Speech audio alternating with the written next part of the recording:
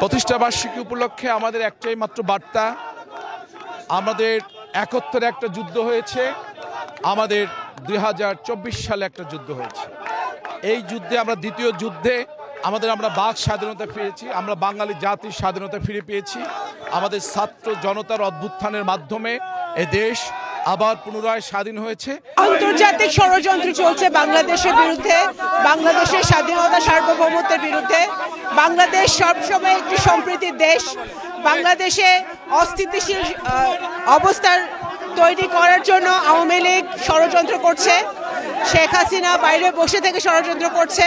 সেই ষড়যন্ত্র বাংলাদেশের যুব সমাজ, বাংলাদেশের জাতীয়তাবাদী দল এবং সকল রাজনৈতিক দল সফল হতে দেবে না। এবং এই ষড়যন্ত্র সকল সর্বমূল্যে আমরা এই ষড়যন্ত্র ব্যাহত করব। আমরা সম্প্রীতির দেশ, হিন্দু মুসলমান বৌদ্ধ খ্রিস্টান আমরা একসাথে থাকি, আমাদের এখানে কোনো অমিল নাই। এই ষড়যন্ত্র করছে আন্তর্জাতিক এবং জাতীয়ভাবে আওয়ামী লীগ, এবং এই ষড়যন্ত্র আমরা মোকাবেলা করব। এখানে তদন্ত হওয়া প্রয়োজন, সুষ্ঠু তদন্ত হওয়া প্রয়োজন।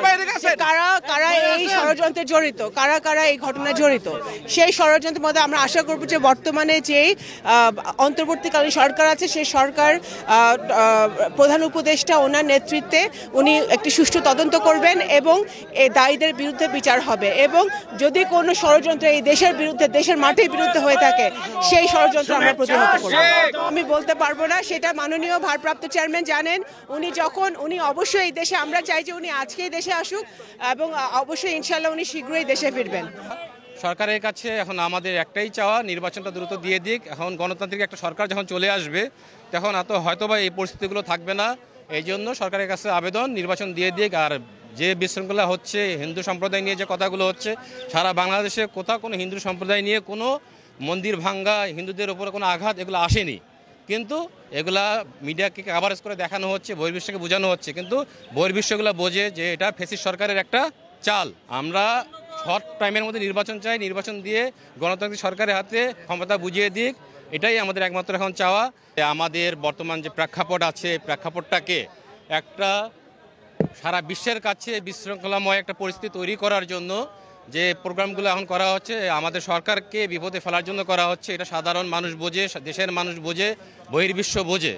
অতএব যা কিছুই হোক না কেন, সারা বিশ্ব বর্তমান ফ্যাসিস্ট সরকারকে মুক্ত আমরা স্বাধীন বাংলাদেশ পেয়েছি। এই স্বাধীন বাংলাদেশে ওরা যা কিছু করুক না কেন, কোনো কিছুতে কোনো রেজাল্ট আসবে না। খারাপরা সবসময় তাদের চিন্তাভাবনাই থাকে যে কিভাবে ভালো একটা জায়গাকে অবস্থান নষ্ট করার জন্য। তার প্রেতাত্মারা আছে, তাদেরকে অবশ্যই আমরা আইনের আওতায় এনে তাদেরকে উপযুক্ত শাস্তি প্রদান করব।